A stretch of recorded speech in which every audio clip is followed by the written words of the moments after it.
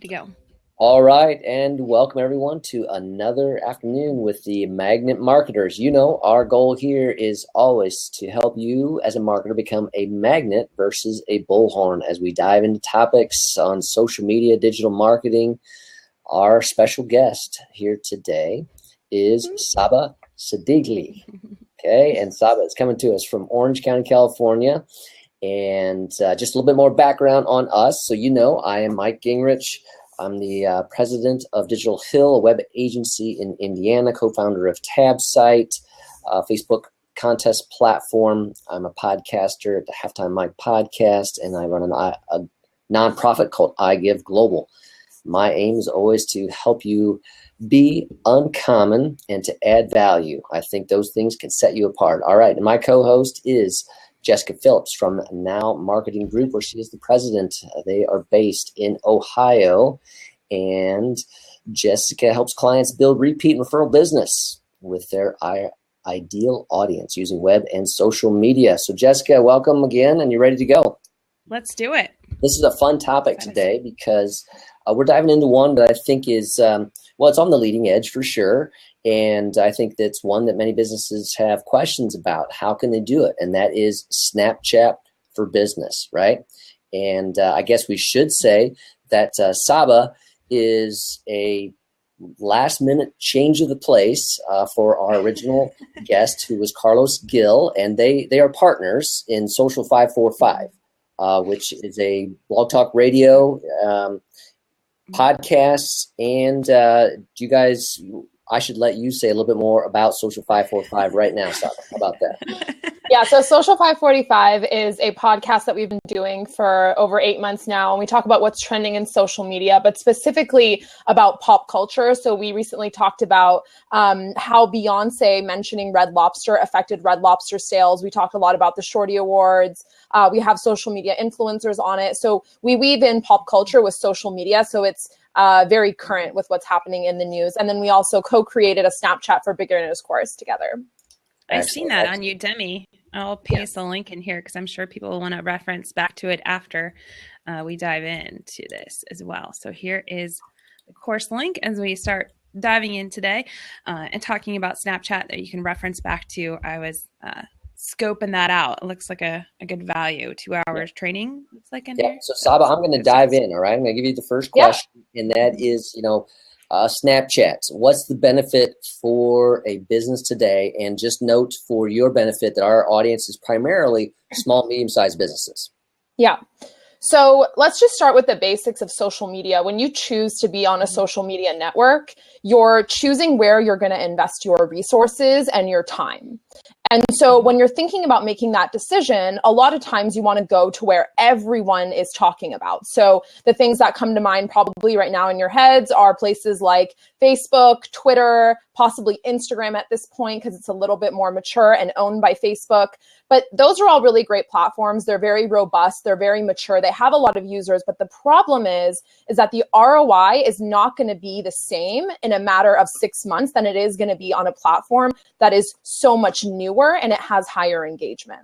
And so when you think about what platform your business should be investing in, you should think about where you can be the most engaged and where you can build the most relationships. Because constantly people say, what is the social media ROI, right? And it's really hard to measure ROI when you don't have an engagement. And that's the problem with platforms that are robust like Facebook. You have to pay if you want to get any sort of coverage.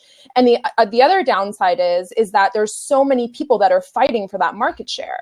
And so the reason that Snapchat is such a great option is because you're creating content and although you might not feel like you're reaching a larger audience, the audience that you are reaching, you are engaging with and you are building relationships. And that is the best way for you to market your business. If someone is saying, hey, that local bakery actually messaged me back about how I was baking my cookies wrong, right? How much more valuable is that than a sponsored post that's going to be in your feed that you don't know who posted that, right? You don't know how human that is. And so that's like the first thing I tell people about social media ROI and just how they approach social media as a whole. And because you said your audience is more smaller businesses, they probably don't have the bandwidth to be on every social platform. And so they have to pick and choose where they want to invest their resources. Right. Okay. Now for Snapchat though, with the audience, and I get it, I love it. I'm just now, I'll admit, kind of newer into diving in and trying to figure it out and how it's going to relate to branding, the human side of the business. But who would you say is the demographics that are using Snapchat right now? So for the small businesses that are like, hey, I want to pick my time, that I'm going to spend and build relationships here. Who are they going to be reaching potentially? So the audience on Snapchat right now is millennials, and we define millennials as about 18 to 35-year-olds. Now, this is skewing higher and higher the more people like Gary Vaynerchuk are going around evangelizing and talking about it at every event they are in. And so although there might not be a whole bunch of 40-year-olds and 50-year-olds, they are on there. They're just not the ones that are dominant currently. And that's actually a really good thing. That shows opportunity in that platform, because if you get there first, you're going to have a disproportionate amount of engagement and advantage versus if you wait until it's ready. And that's the issue that I always pose to other business owners or heads of social media is, why do you want to wait until the market is ready? Because once the market is ready, marketers are going to ruin it. And then you're going to have to go to the next social platform. And so that's how I would address that question. Yeah. Okay.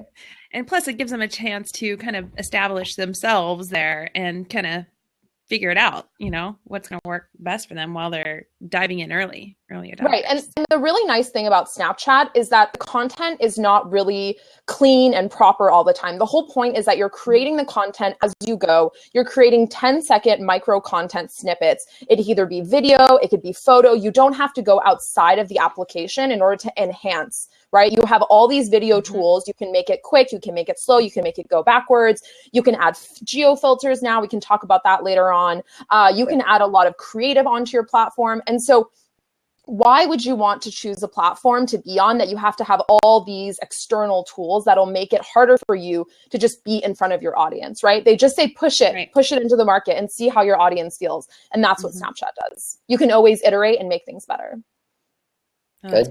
Gotcha. Now, what do you say for that small, medium-sized business, somebody maybe on the upper end of that millennial track that's still trying to figure out how and why I need to use this for business, and they're thinking that there's the one-to-one messaging kind of within Snapchat, but then there's also the one-to-many, and so what do you want to say to them about how to use both or one of them, for reaching their audience?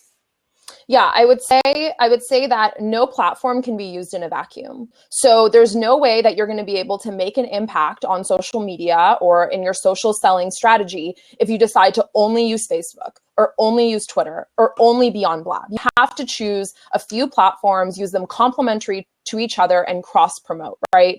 And so that's where it comes in. And so I think that platforms such as Twitter do really well with Snapchat, or a live streaming Periscope strategy does really well with Snapchat. And why? Because they're both very real time, and you can get to know the person on that same level. And so I think that people have to think on a micro level and in a macro level. And one other thing I'm going to address maybe prematurely in the conversation is the concern that you have to constantly be creating content, right? That's a very scary thing for people, because unfortunately, the social media landscape right now has become so used to just queuing it up on Hootsuite or queuing it up on Buffer and just, sitting there and letting things go out. And I'm not bashing any of those tools. I think those tools have a time and place. But I think as the social media landscape matures, people expect things to be more real. People want to know who is managing that. The best thing, Jessica can probably relate to this. I follow Tarte Cosmetics on Snapchat. And I love that I ended up finding out that someone that runs the Tarte Cosmetics Snapchat is actually a sister of a friend of mine that I went to high school with,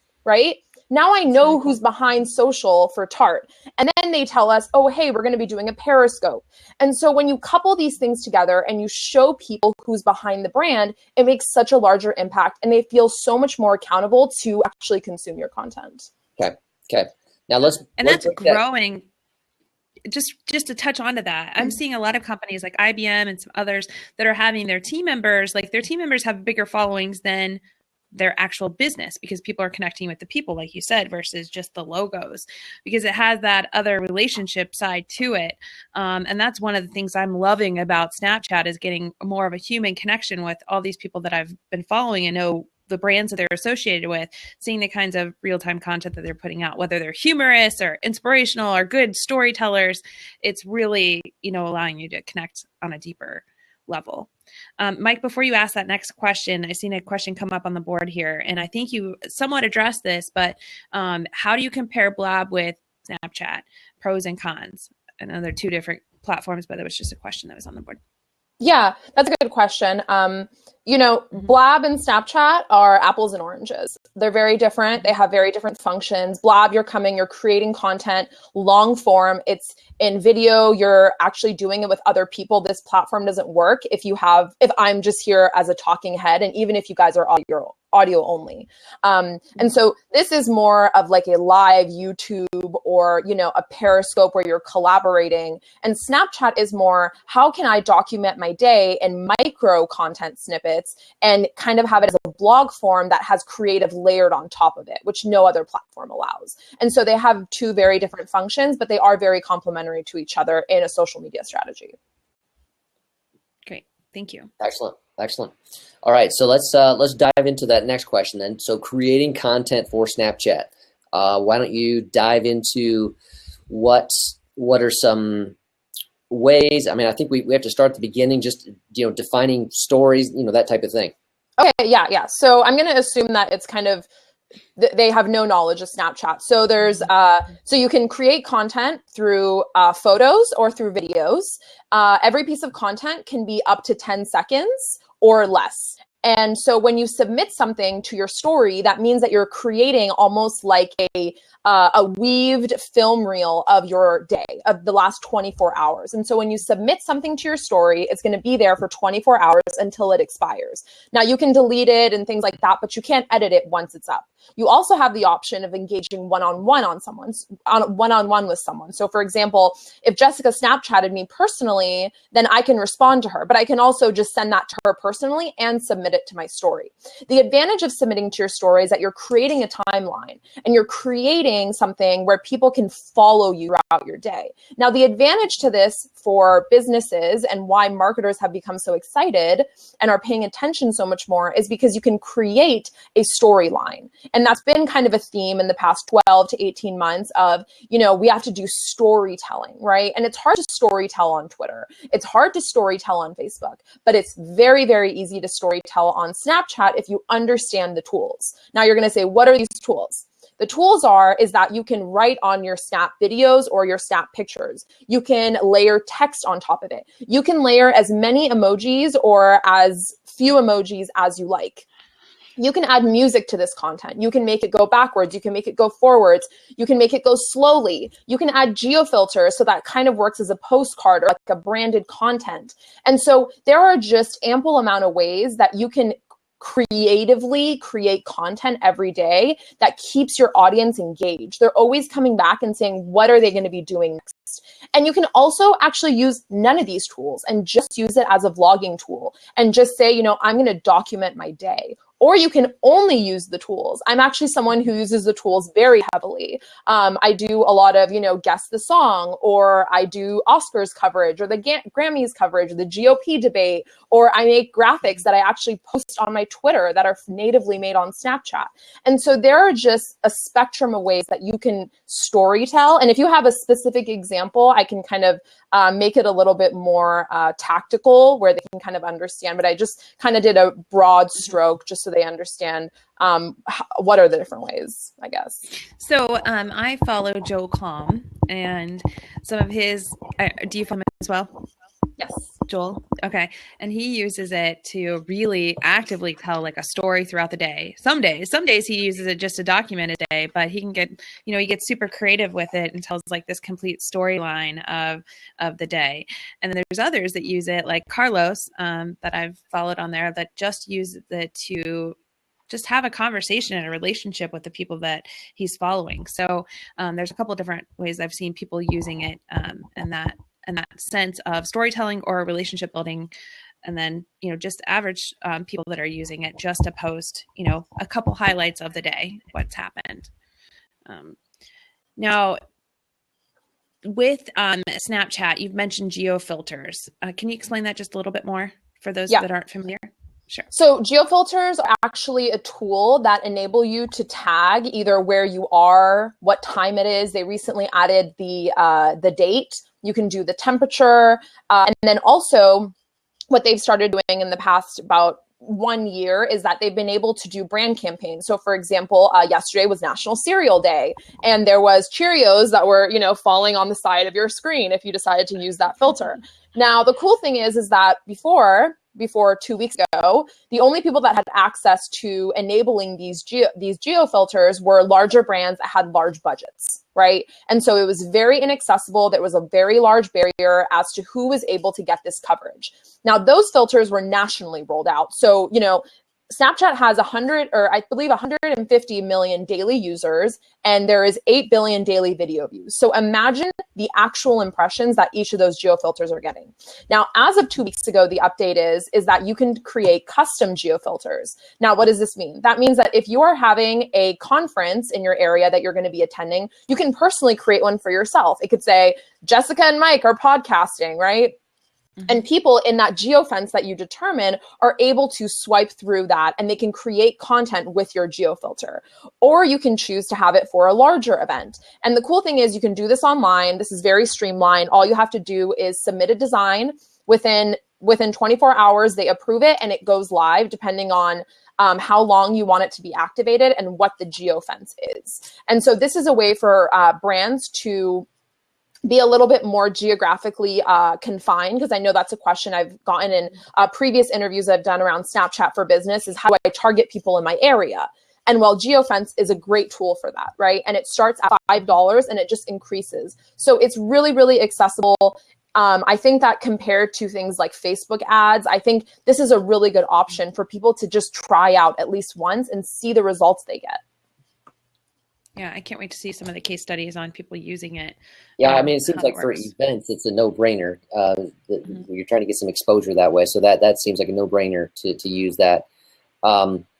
Geo-filters. Now, let's see. So what about, I mean, definitely there's some, can you give some B2C examples? So what are some good B2C type examples that you see happening right now?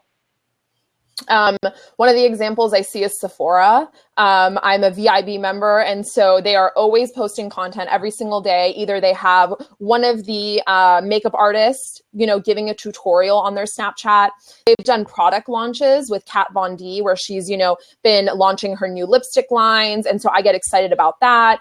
Right before Cyber Monday, they told us what actually the deals are going to be on the website. And so there are just a variety of ways that you can use it for B2C. And it's actually easier, of course, right? Because you just need to know what your audience is looking for. And the nice thing is that if you already have a social presence anywhere, you just have to extend that a little bit, right? So if you're already creating storylines around, I don't know, if you're a fitness brand, right? If you're a workout gym, a local workout gym, you're probably already creating content as to how your audience can be healthy, where they can go buy healthy food. Now just start Snapchatting that, right? Just start telling that story and be really authentic about it. It could be, you just talking, or it could be you just snapping it. And so the B2C examples, there is a lot of ways. Sephora is one, Thrillist is one that's more of a publication. I actually have all of the brands tagged off the top of my head. Those are the two that really stood out to me. There are some brands that I follow that don't do a good job and they need help. Actually, one of the larger brands I'm going to call out is Target. They do a terrible job at their Snapchat, but they're a huge B2C company. I mean, they have like a massive department store of products, right? There's actually some local bakeries that do a really good job in my area. And so B2C is a little bit more easy, I think. Okay. All right. Now, what about the question that Mike brings up here, and that is, how do you measure? How do you measure some things going on Snapchat? What are some options right now? Okay. So I'm assuming that you want to measure impressions and you want to measure engagement. Now, impressions are done if you submit to your story. If you're creating content and you're sending it to someone, I mean, you can just check if it's been opened. Now, in terms of measuring impressions, you can do so by just checking how many people are viewing your content. Retention is going to be something manual as well. If you look at your story and you submitted 10 stories within a certain time frame and you see that the viewing numbers are going down, retention is not there. Obviously, you're doing something that's not engaging your audience. So right now, there's nothing external or nothing on the web that's enabling you to actually measure.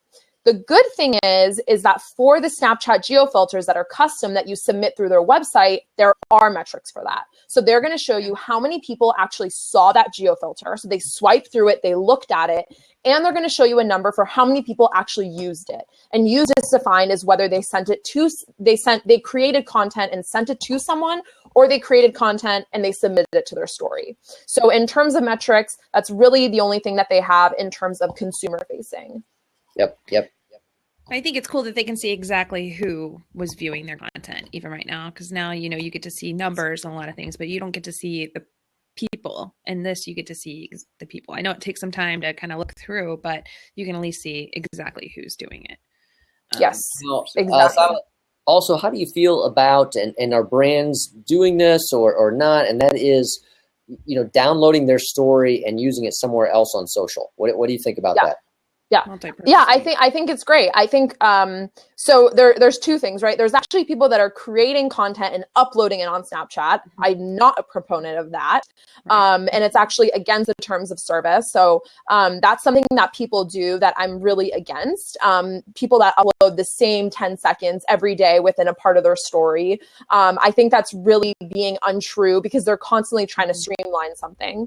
The other side of that, where you export your story and you decide to repurpose it, I think is a strategy of how you grow your following. And I actually wrote an article about this on LinkedIn of how to find friends. And that was one of the geniuses of Snapchat, is that they're forcing people to go outside of Snapchat and utilize their current social networks that they've built in order to grow their following on Snapchat. And just a couple of examples, Forbes, the large publication, actually last week changed their Facebook page profile picture to their Snap code. They have 2.5 million followers, and they're telling all of those people to go on Snapchat. Now, their content is not that great yet, but it's getting there, right? But they're moving their audience.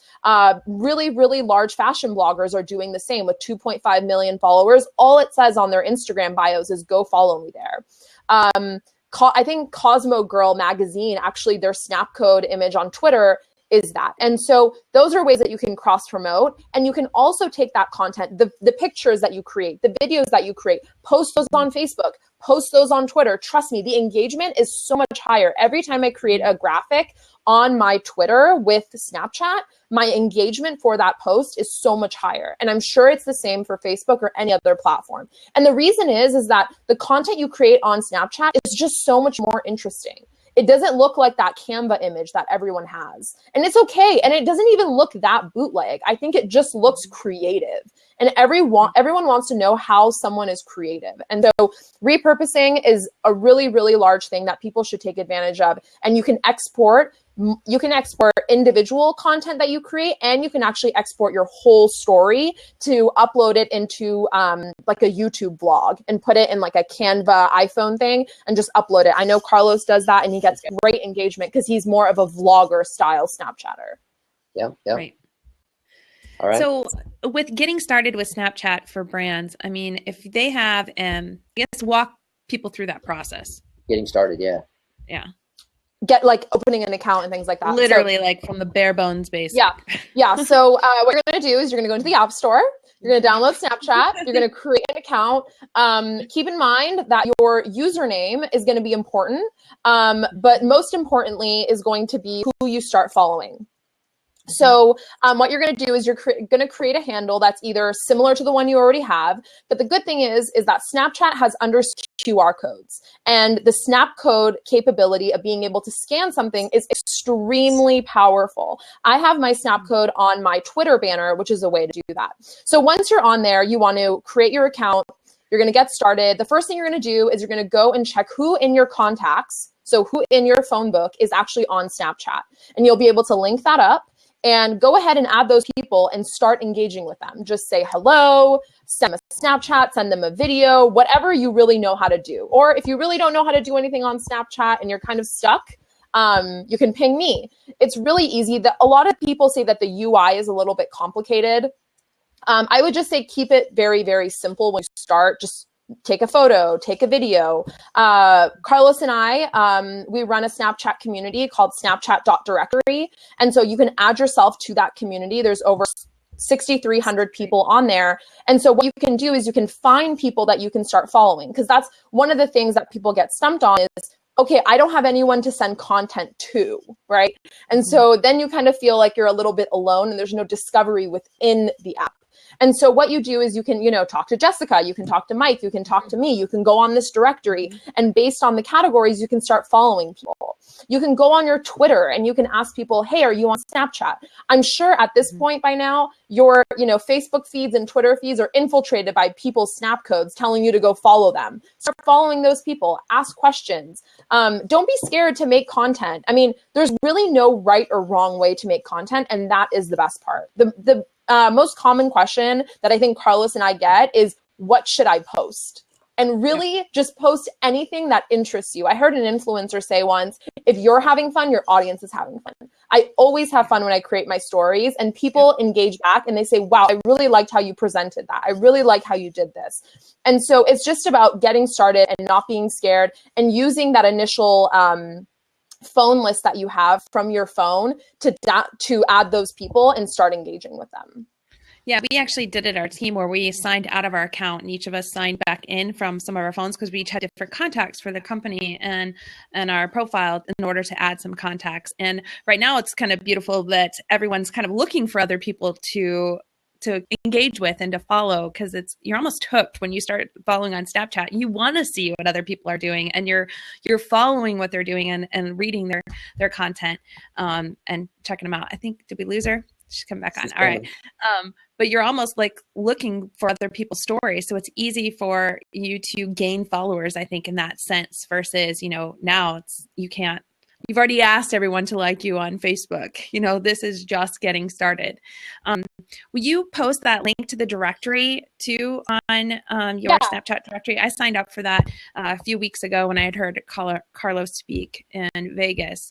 And it is a robust list of people there to just to show you guys, I mean, I already talked about some numbers. They may be very intangible to many. 150 million daily active users, 8 billion daily video views. I mean, these just seem like really large numbers. But Carlos and I started this Snapchat directory out of need in the beginning, or I believe mid-January, probably the second week of January. And we are up to 6,300 people in this community. And so people are looking for people to follow.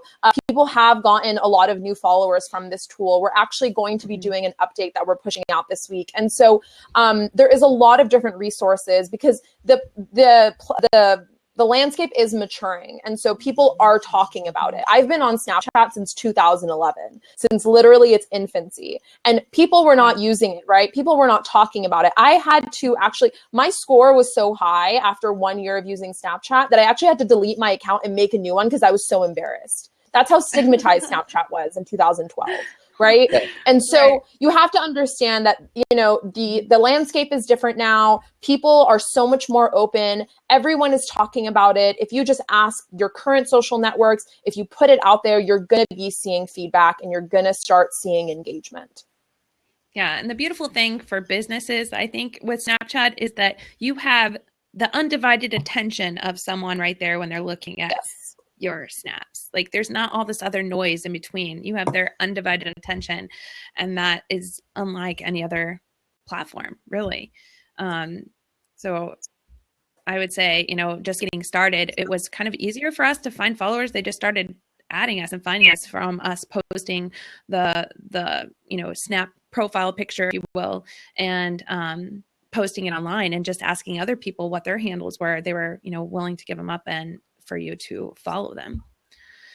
So now you've mentioned how people can get started. What about some tricks, some hacks, anything like that you know of? I know that this is just kind of no strategy. It's just, adding what interests you to it. But is there any other kind of tips or things to do, not do for brands? Yeah, specifically for brands, I would say the first thing would be to talk about the fact that you're on Snapchat. So create awareness. And one of the ways that you can create awareness, like Mike mentioned, is to cross promote. So just start creating content, to start creating stories, to start creating infographics, whatever it may be, so that you can show your audience, hey, I am posting content. I am getting started, right?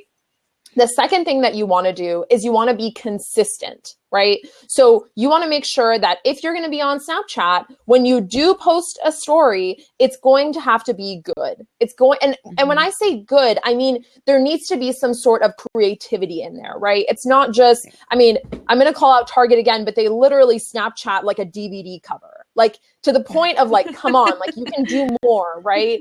Use the lenses that are available to you, use the drawing tools that are available to you. And so that's another thing. Another thing that you can do that I think is really, really helpful is to actually talk to other Snapchatters and make sure that you're hitting the right demographic, because I think a lot of times if you just blindly start adding people, not everyone wants to see the same type of content. And also engage. When you create a story, for example, if you create a story around, for example, like the Oscars, one of the things that you can do is at the end of that, create a really cute Snapchat with emojis and things like that, and ask, hey, what did you think of my story? What was your favorite one that I posted? Ask them for their feedback. Like, show them that that they're paying attention. Hold them accountable to a certain degree. Ask for feedback. Tell them to snap you back what you think. Tell them to message you back. Tell them to tweet you. Cross-promote. Force them to cross-promote, right? And so there's little, actionable call to actions that you can do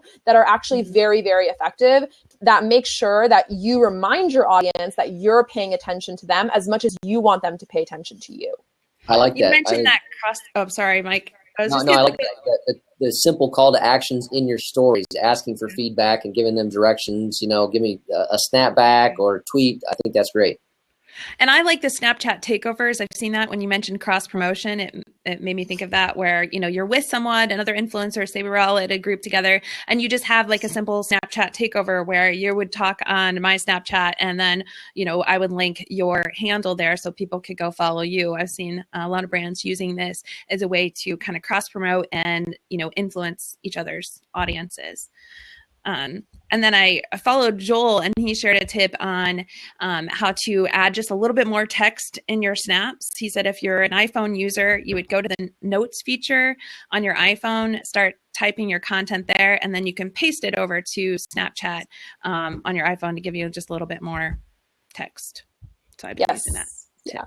Yeah, that is a good hack. I forgot about that one. I think I forget about a lot of features because I use them all the time, and I forget that they're hacks. It's just very second nature to me. I've created a lot of stuff, and I think that it's just about testing things out. It's just about not being scared and getting started, and just making sure that it's. One thing I tell people is that there's no reason to be intimidating. Why? Because there's no vanity metrics. DJ Khaled shows up in the same place next to you who has 0 followers. It doesn't matter. The only thing that's going to make a difference to your audience or to why they're going to click on your story versus someone else's, because they want to see your content. Snapchat is content centric. There is no vanity metrics. There is no hashtags. There is no discoverability. Someone is not going to show up higher in a feed because they have more followers. There's no algorithm. If you follow them, they want to see your content, so deliver. If you don't deliver, they're going to stop watching your content. And actually, our church has a kind of a different kind of strategy with using Snapchat. They give out their handle and say, don't worry, we won't follow anyone back. Just follow us. We won't even, you don't even have to, we won't follow you back. Don't worry. We won't see your stuff. You don't have to, worry about us adding you, but just add us if you want to. And so they're doing it as a way just providing their information, saying, you don't have to worry about us, seeing your content. So I've seen some universities doing the same thing, where they're just wanting others, know that they can see their content, but they don't have to worry about them following. Yeah, exactly. Another tip, I was just going through my camera roll because I save all of my content, is to create transition slides.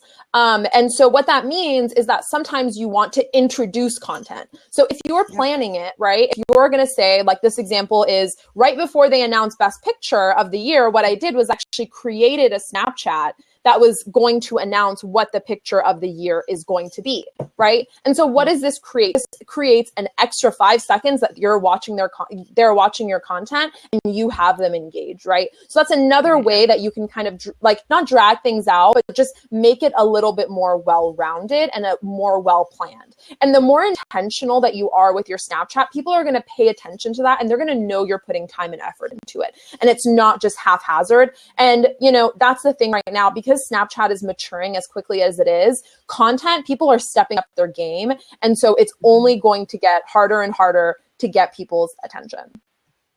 Okay. I guess a final question for me is, you know, you're definitely, you know, pro Snapchat. Snapchat over Instagram, why?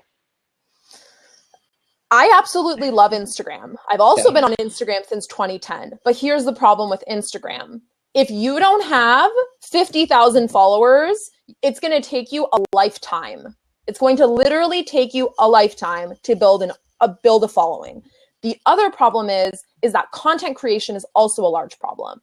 The amount of effort and the amount of resources a brand has to put in to creating really great images for Instagram, is going to be a lot harder for them rather than Snapchat. So it's not a matter of, is Instagram good? I think for smaller businesses, I think it's a lot more competitive.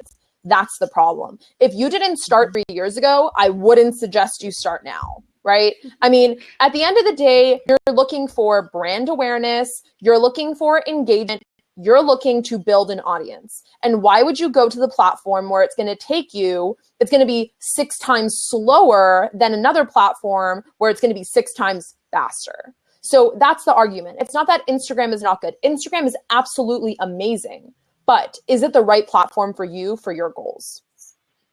Yeah, or you're going to have to focus and fine tune in your strategy completely on it and know that you can't expect a complete overnight ROI. It's going to take you a while to build it.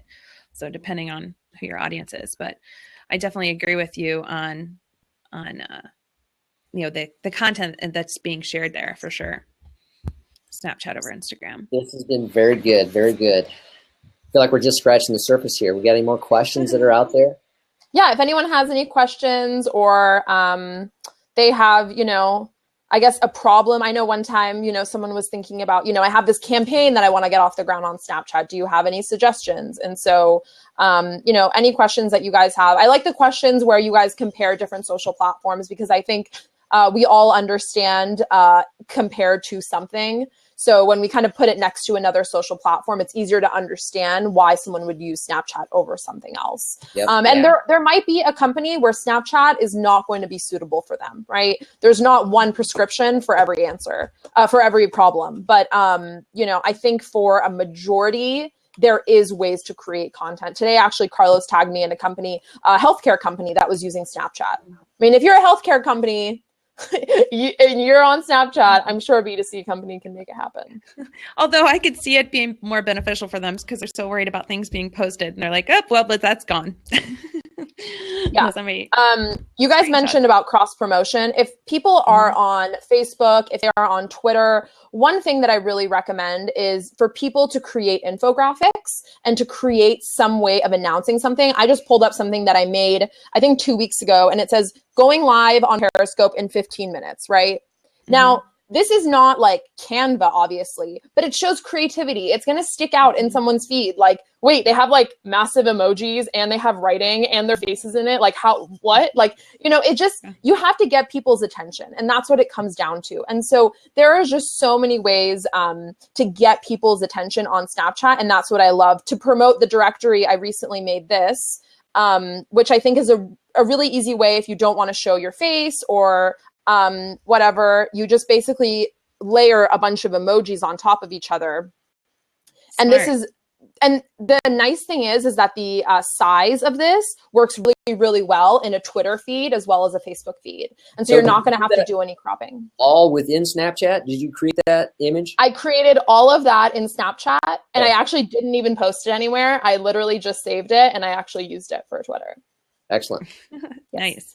So how did you create the image? And the emojis you stick side by side, and then you put your you have to be very sensitive. So you can actually layer emojis on top of each other, but you have to make sure that you don't hold too long, or it'll actually send it to the back. So you have to layer all of your tiles, and then you have to layer your emojis on top of it, and then you have to create your text on top of it, and then you do your art. So yeah. Okay. So I don't know if I'm patient enough for that, but we'll try it out. So the question is, do you prefer sending to everyone or individuals, or a mix of both? I think it depends on the content that you're creating. I think if you're sending, a really random picture of yourself that you don't want, your whole Snapchat audience to see, definitely don't send that to your story. And that's the nice thing, right? You can create content for the masses, and you can create content for your friend that, doesn't care about any of your business stuff or whatever it may be, right? And so you have the option. And it provides you with options, which provides you with a whole array of ways that you can use the tool. And one other thing I'm going to mention is that the fact that you can engage one-on-one is very important, because people want to feel like you're talking to them specifically, right? So when someone that I don't necessarily follow back on my Snapchat, when they see my story and they ask me a question about how I created that, or a question about engagement, or whatever it may be, even if it's like my favorite color, just the fact that I'm responding to them and having a conversation with them in the chat. That's another thing we didn't talk about. There's a chat feature. You can actually link out. I know there's some people that are saying there's no way to go out of Snapchat. If you put a link in the chat, you can actually click out of Snapchat. So that is a possibility. That really creates a lot of trust and transparency that I think other platforms don't really allow. So yeah, I used it to promote even the Blab on Tuesdays, and send it out. And I actually had more engagement, and I have way less followers right now on Snapchat than anywhere else. But put it out there, and I had more engagement on Snapchat than anywhere else. And people were asking questions. So. Yeah. Another tip I want to give your audience is that a good thing to do is actually tag your friends on Snapchat.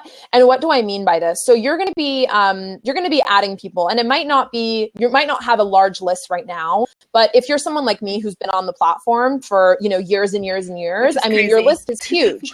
And like we mentioned before, you can actually see exactly who views your content on your story when you submit it.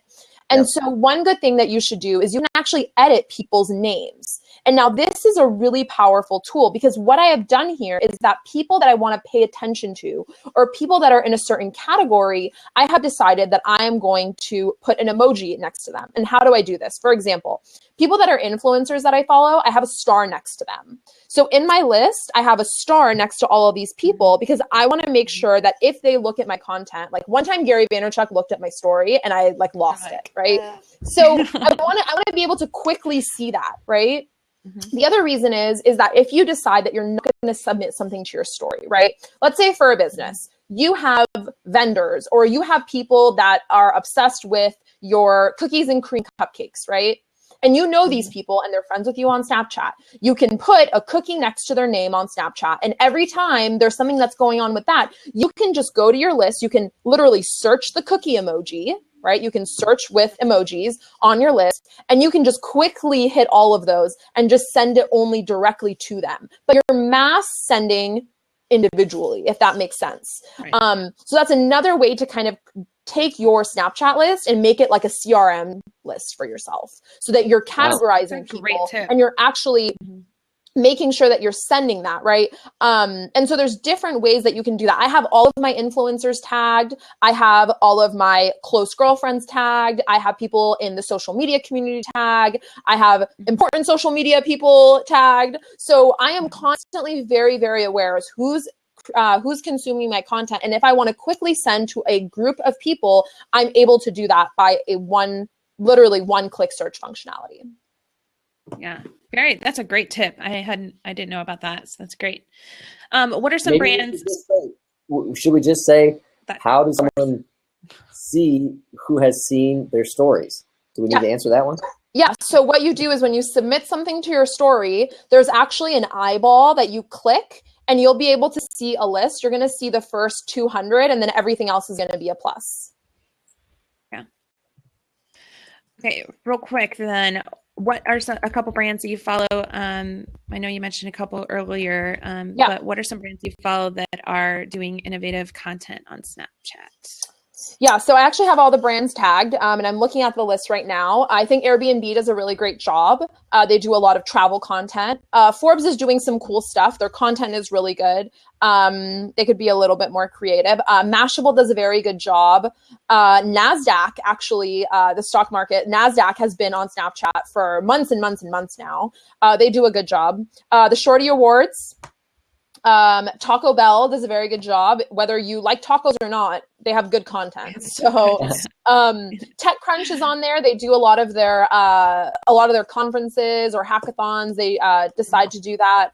Tarte Cosmetics, I mentioned. Soul Cycle. Netflix is on there. Netflix doesn't post frequently, but when they do, it's really good. A lot of mine are very, the women demographic. I follow NARS Cosmetics. Let's see. Apple Music does a very good job. They do like features of different artists that are new in the Apple Music store. And I think they do an amazing job with their Snapchat art. I really enjoy them. So those are just a few that I would recommend following. And there's a lot of influencers that do a really great job. I would recommend Harris Markowitz does an amazing job. He's a Snapchatter of the Year finalist, and he's a Snapchat filmmaker. So he does amazing things with his videos, really, really creative, and he creates all of the content natively and doesn't upload. So someone I would recommend following for sure. Very cool. Yeah, I like the Food Network. Their stuff is really creative too on there. Oh, I'll have to follow them. I love food. I'm such a foodie. I'm always like Snapchatting food. Oh my God. All my friends are like, oh, Saba, stop. I'm so hungry. I know. Well, thank you.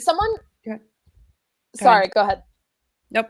Go ahead. I was just going to say, someone asked about B2B brands. The thing I'm going to say about B2B brands, VaynerMedia is a B2B brand. They have clients. They can't actually post about that. But what they do is that they do an employee takeover every single day. They talk about what their job title is, what they do with their job, what does their team do, what the work environment is. And that is huge recruitment opportunity for VaynerMedia. And you might say, well, VaynerMedia has Gary Vaynerchuk. Well, it doesn't matter. I was listening to someone on Anchor who decided to actually create a custom geo-filter with a geofence to talk about their workspace for recruitment. And they got a whole bunch of resumes because they use Snapchat.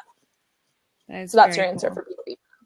Yeah. If you see a brand that's cool enough to be posting like that on Snapchat, it's definitely a brand that's going to get that target audience group that wants to work there, Yes, definitely. Saba, you have been a great participant in this blab to enlighten us on the ways of Snapchat.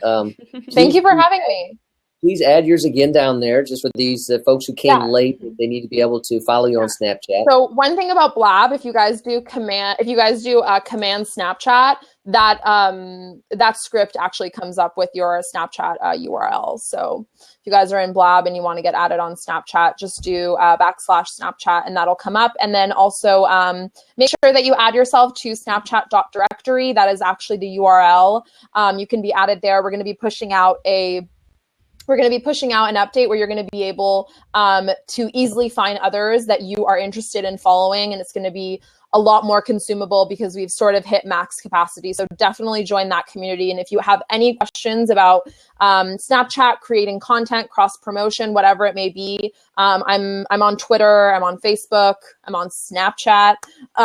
Ping me and I will answer your questions.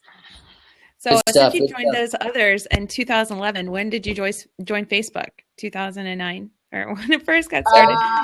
So I remember so 2007, because I was in high school. Yeah, it was my second year of high school. And I was like one of my first friends to get off MySpace and they all judged me. It wasn't good. Laughing now. But no, thank you so much for your time. You've been great. I'm going to post your Udemy link here again because this is just touching the surface on Snapchat, and you have a jam-packed, looks like 2-hour course here on Snapchat for beginners, understanding the basics with Carlos. So if anyone's interested in learning more and figuring out how to rock the Snapchat game, please click that link and check out their course for more information. So thank you. So next week, we will be back here. And every week, we do this weekly Magnet Marketers teach you how to be a magnet with your marketing versus being a bullhorn. And next week at 4 p.m., we'll be right back here. I'm going to post the link for our next session that we have with Brian Carter on understanding Facebook business ads. So let me post this link here. Actually, Mike, do you have the link handy? My copy paste is apparently not jiving tonight. For the Brian one? Yeah. So we'll be back here next week. We will be uploading this as a replay on YouTube and following it up with a blog tomorrow at 10 a.m. that you can check out at nowmarketinggroup.com/blab and share the replay with others. Thank you again so much for joining in and filling the seat for Carlos. Saba, we really appreciate your time and your knowledge. I was just like sitting back. I had to remember that I'm like co-hosting this because I'm just like in tune with all these things here. Soaking it in. Well, again, we appreciate your time. Thanks for jumping in last minute. Of course. Thanks for having me. Have a great day. Take care. We'll stick around a little bit.